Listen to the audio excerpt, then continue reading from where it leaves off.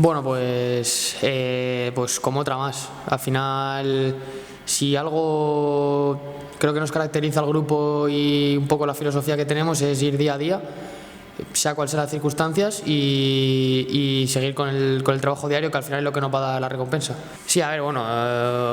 es un golpe al final porque, como tú bien dices, veníamos de buenos resultados, de una buena dinámica, el equipo estaba compitiendo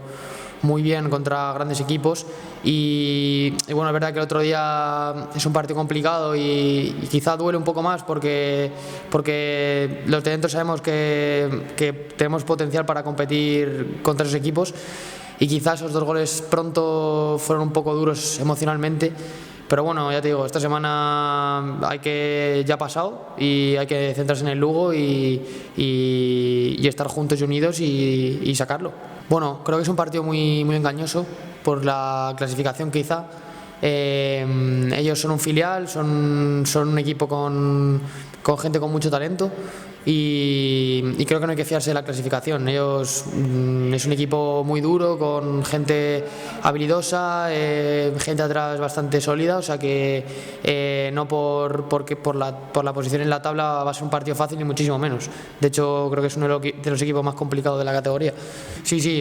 a nosotros Ganzábal aquí nos tenemos que hacer fuertes por el tema del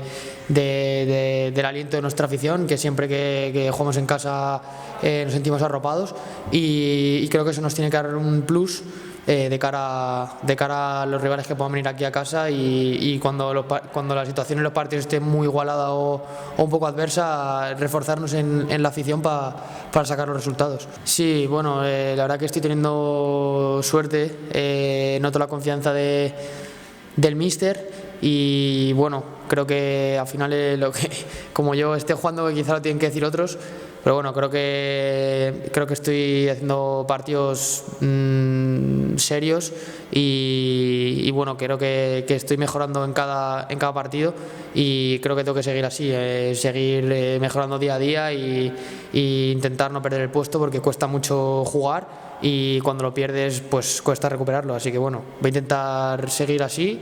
y seguir sumando para el equipo, que al final es lo importante.